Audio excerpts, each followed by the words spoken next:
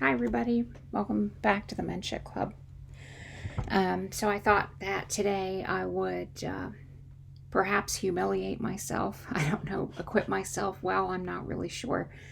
But I thought I would enjoy playing a few 10-minute games and stream it. And so yeah, it's been a weird summer. Summer's over. It's been about 3 or 4 months, I think, since I've made a video, and haven't had much time for chess until recently. But now I'm sort of getting back into the groove a bit now that I have a little bit more time with school over. So anyway, we'll go ahead and create a Seek. And I'm going to choose to play Rapid today. Hopefully we'll get something.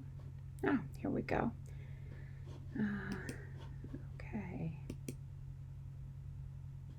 So I'm going to go with my usual English opening.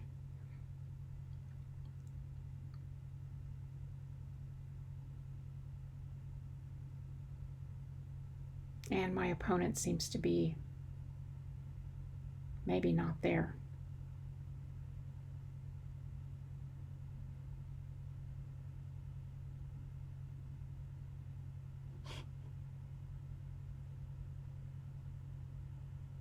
Okay. All right, let's try this again. Okay, this time I have black. We're about evenly matched rating-wise. Okay.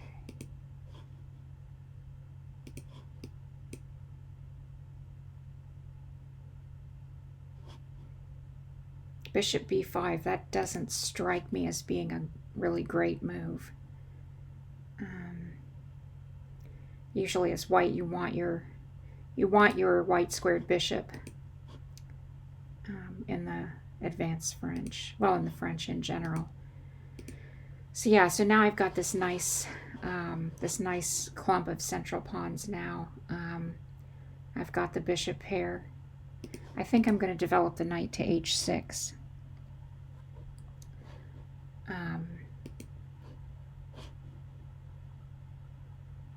I don't really fear him capturing this piece and doubling my h-pawns because that tends not to turn out too well for white.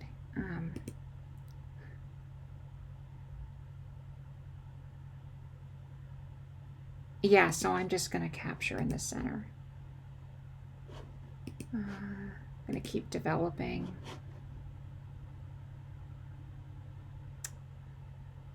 I don't really want to play bishop e7 here. If he does take on h6, I'd like to be able to just play bishop g7 and then castle kingside.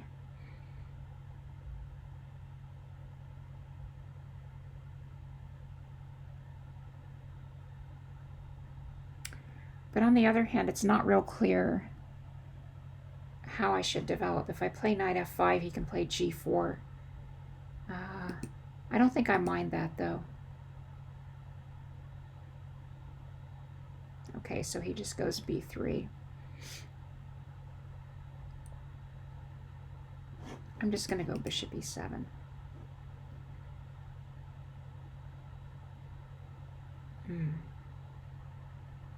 Yeah, that doesn't strike me as very ambitious. He wants to keep me from playing c5. But it looks like now I just have the bishop pair against the knight pair. So I'm feeling kind of happy about this position.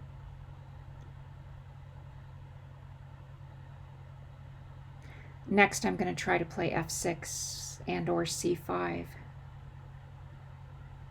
if I'm allowed to. So now he wants to play knight a4 and then plant his knight on c5.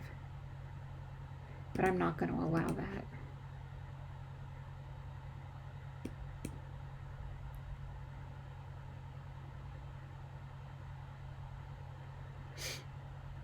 I don't mind if he takes on c5 because he's got these ropey e-pawns now.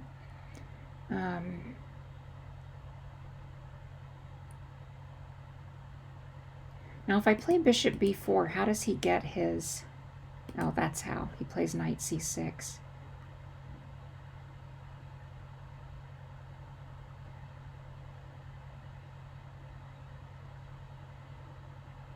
Yeah, in order to not lose the exchange, he has to play knight c6 and trade on b4. But that doesn't really upset me because I feel like my position is just structurally a lot better.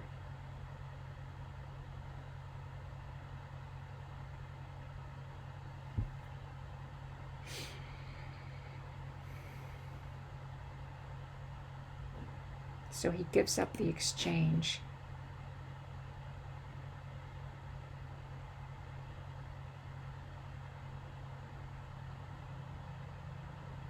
I don't see any reason not to take it.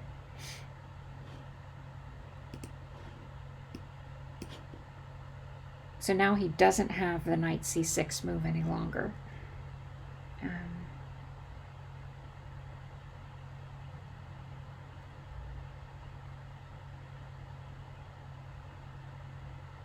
And I don't see what real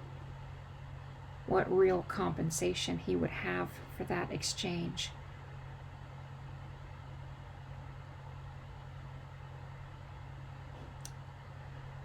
So I can maybe play bishop a3 with the idea of rook c1, trading rooks. I think what he's going to try to do is swing this rook. Let's try to swing this rook over this way and try to attack me. So I would have to... Is that really anything to be scared of? If he moves the rook off the back rank, I check him on c1.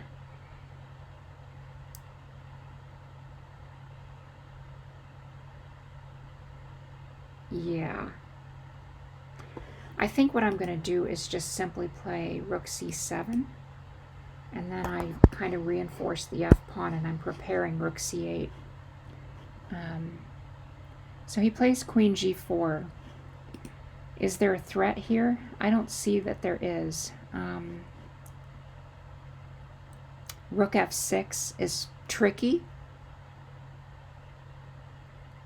Does it have any real threat, though?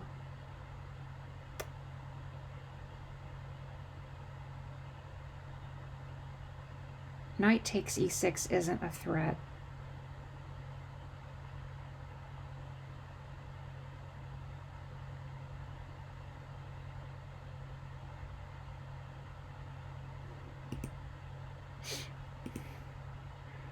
Or is it? Knight takes e6. F takes e6. Queen takes e6. Check. That is a threat. So I have to deal with that somehow.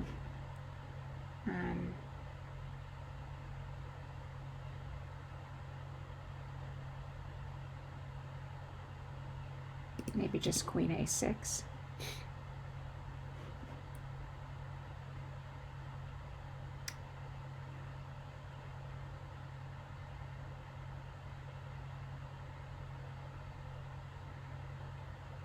Now, in order to bring another piece in,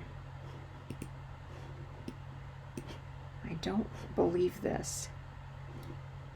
Okay, I can see he's still down the exchange. And he doesn't really have anything that I see for it. So I can either take on e5, which I think is probably the most accurate move. I think that is the most accurate move. Now I think I just have a one end game.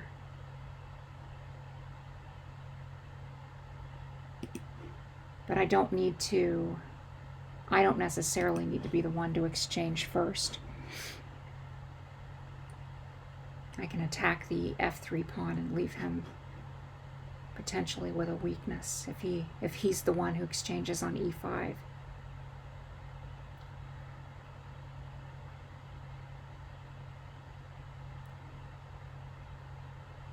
I am behind on time though. I'm 3 minutes down, so I have to watch my time.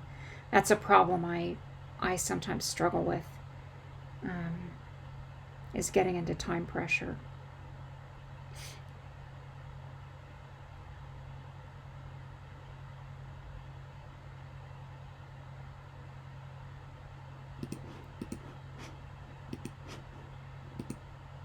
So now it's an exchange and a pawn. He doesn't have any mates or anything like that.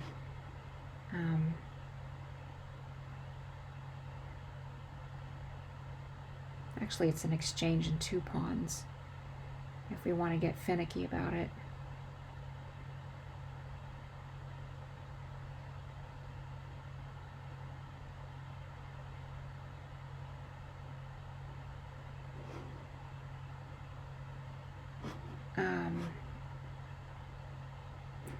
You know, that pawn, I can't really save it. So I'm just going to go g6. I think he just repeats. I'm going to go for activity.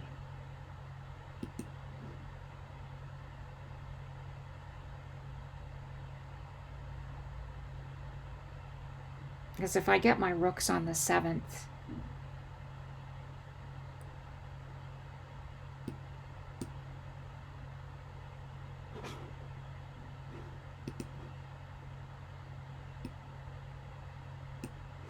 now I think he's just screwed. He has to go back to d5, and now I just sweep the 7th rank clean.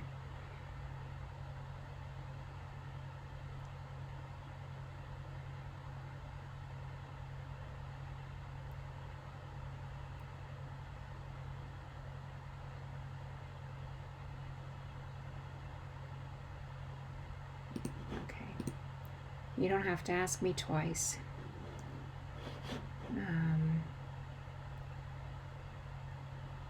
All right, let's threaten mate.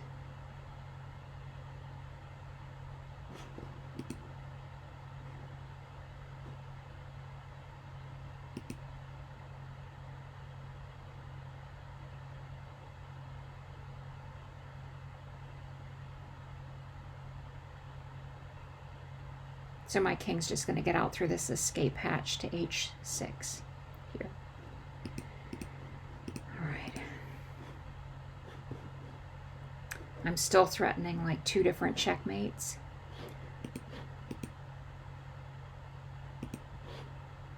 So now I'm just going to eat. I'm going to eat and eat and eat, and now I'm going to threaten both the knight and checkmate. I think he resigns now. Unless he's going to be sadistic about it.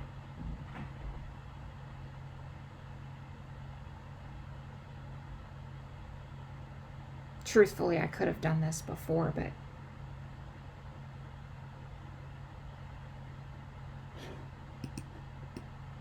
yeah, okay, he resigns. All right, so I did not humiliate myself. I'm sure there are things I missed, but all right, I get the black pieces again. Actually, I kind of like that. I prefer playing black, to be honest. Okay, so he plays d6. e3, sorry, e3.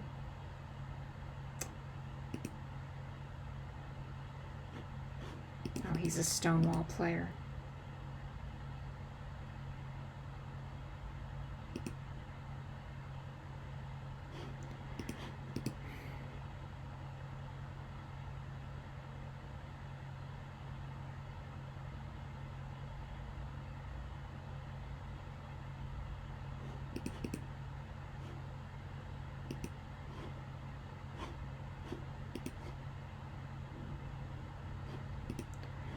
I like this formation because number one, his best piece is gone, which is the white squared bishop. Number two, I'm clamping down on that. That's squared there on e4, which I think should make up for not having a perfect pawn structure.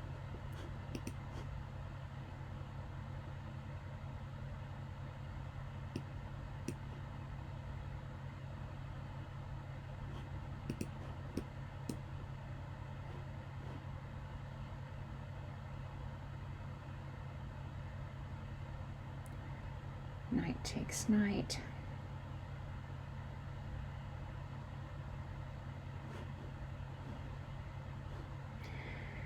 Now if I play f takes e4, I run into f5, and he gets a little bit of breathing space that he didn't have before. What I'd really like to do is leave him with just a bishop against my good knight. A bad bishop, that is. Let's take here.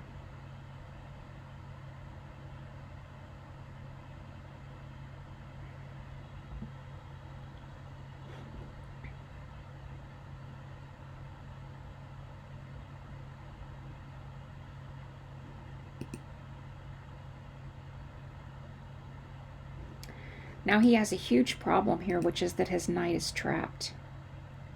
If I play f6, how does it get out? I don't think it can.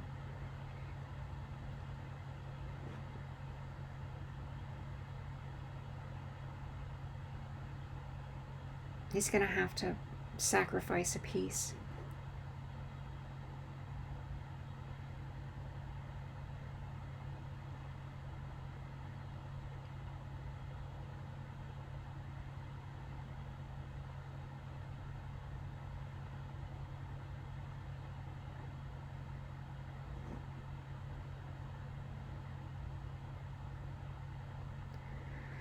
So with this move, he wants to reply to f takes e5 with queen takes b7.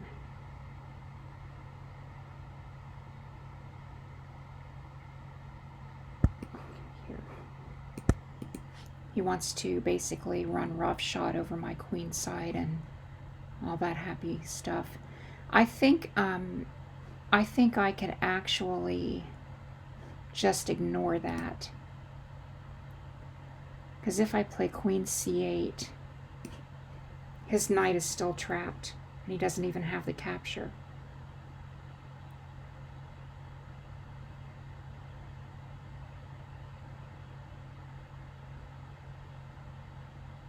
c5.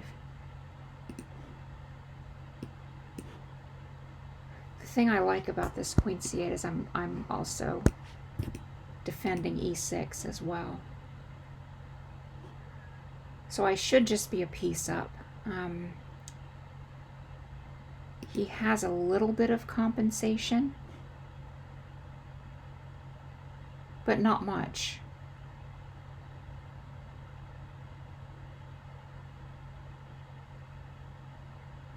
He would like to play the move d5, but he really, I don't think he can really accomplish that. So my idea now is going to be to go knight a6, knight c7, knight d5.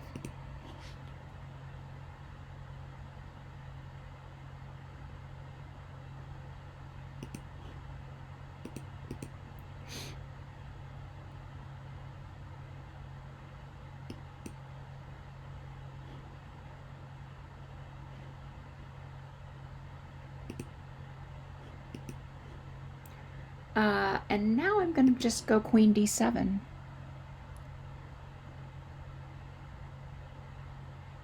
So my queen, knight, and pawn are all sort of hammering on the b5 square and stopping that counterplay.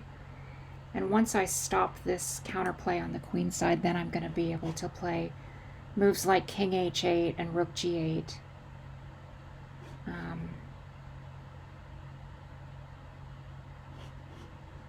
Bishop h6, knight. Yeah, he's trying to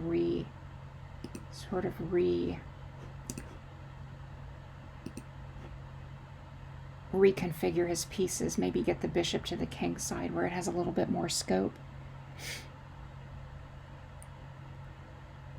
But I think he's just a piece down.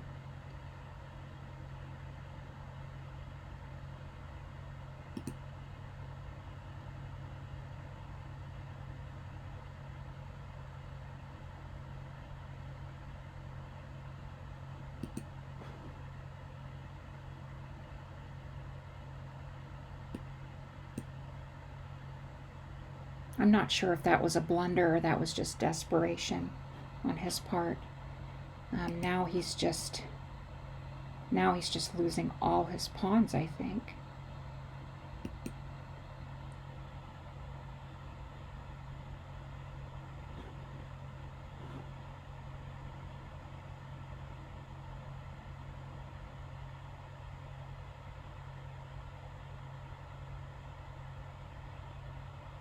Okay,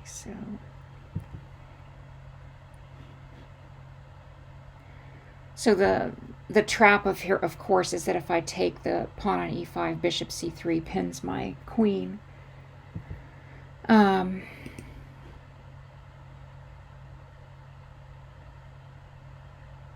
I can parry that pretty easily, it looks like. I don't think my queen's in any danger of being trapped.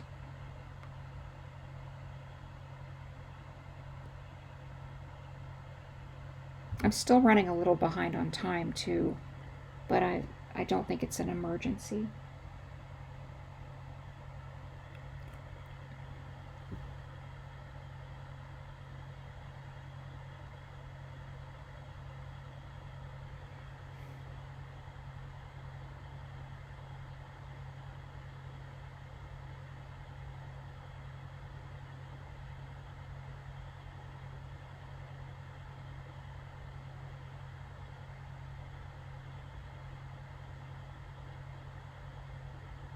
Bishop g3, so he's defending e5.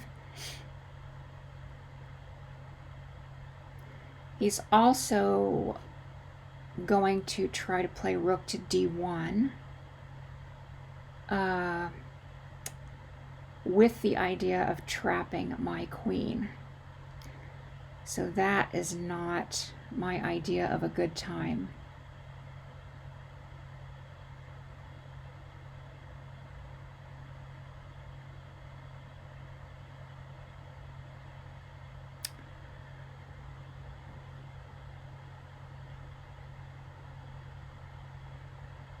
I'm looking now at the move queen c3, trying to just make sure that I don't lose a piece back, because queen c3, queen takes c3, knight takes c3, rook b3, bishop d4. Yeah, I do think queen c3 is okay.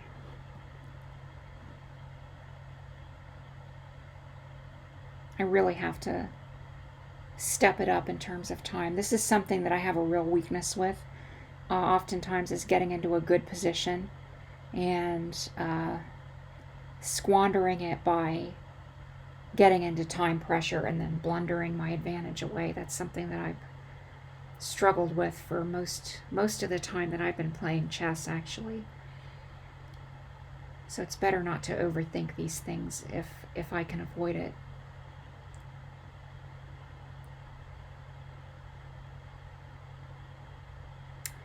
Queen to a2. Now if I take on b4, he takes on e6, but then his rook on c1, or his rook on b2 would hang. If I take on b4, I'm attacking his queen, so he has to respond to that. So he doesn't have time for other kinds of things like rook b3, and he can't play rook c2. I'm going to take it.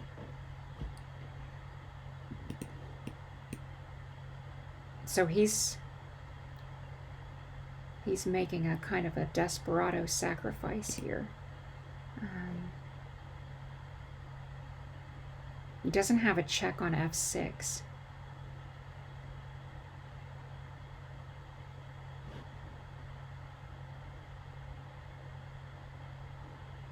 And he can't take on f5.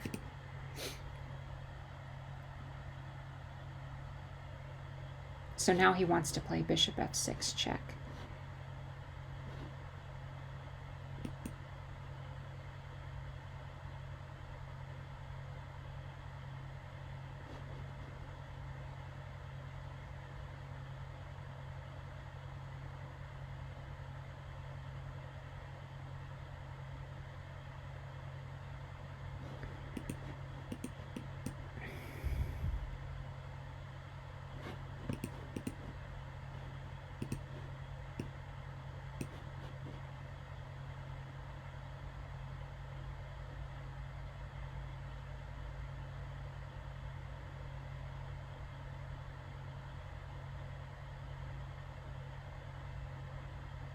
I've lost my advantage.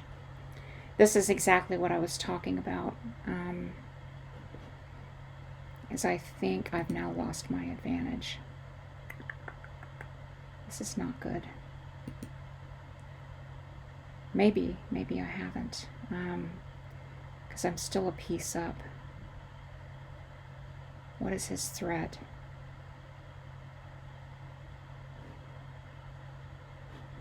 If I play bishop h6, he doesn't have a check on f7 or f8. All right, maybe this is not so. This is not so bad. I panicked.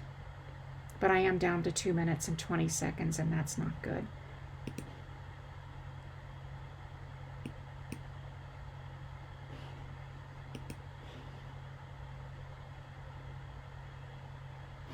So now I have my passed e-pawn, so that's something he has to deal with.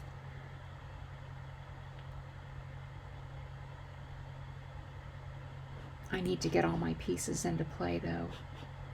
I can't ignore this rook over here on a8.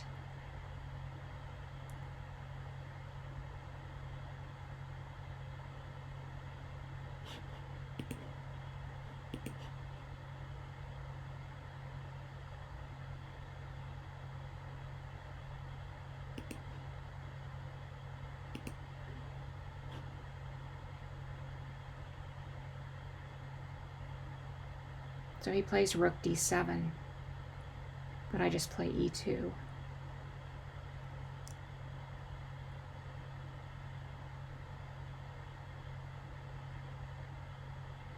Yeah, my time is really, really, really low.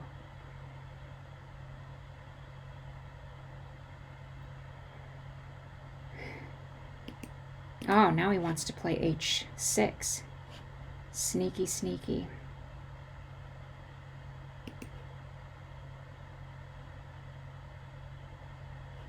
Ah, yes. e2, rook e1. Why even give him the chance?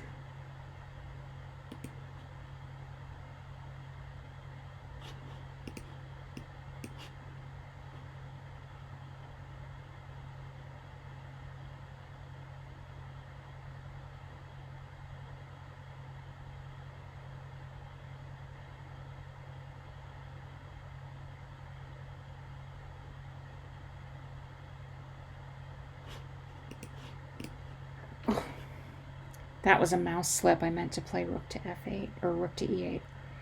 I guess it's okay. No harm, no foul. But I do have to get moving.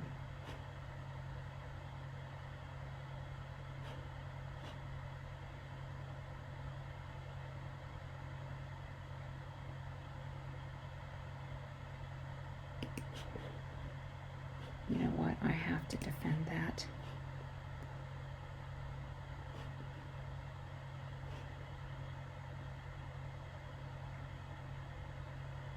Here's where I have to start blitzing. Okay,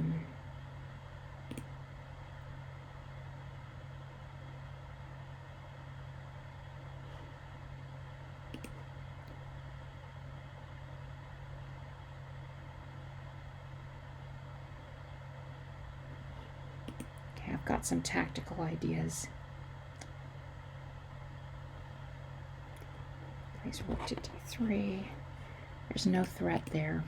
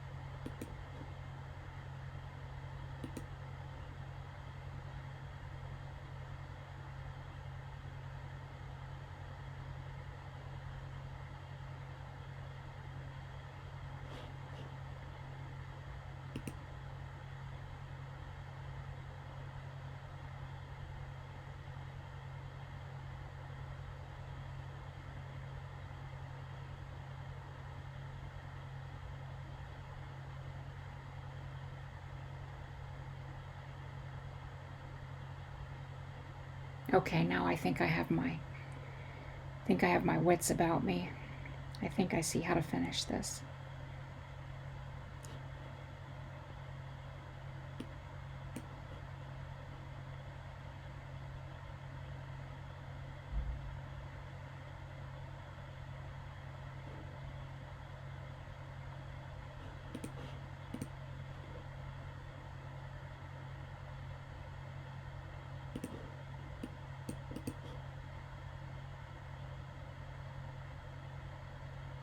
Okay, marvelous. Okay, I think that's it for today. So I did manage to win that last game, but it was pretty, I don't know, it felt pretty sloppy. I'll go over it later with the computer, but um, it felt like I should have been able to do a little bit better than that. But anyway, thanks everybody for watching. Um, hopefully next time we'll see you, and take care.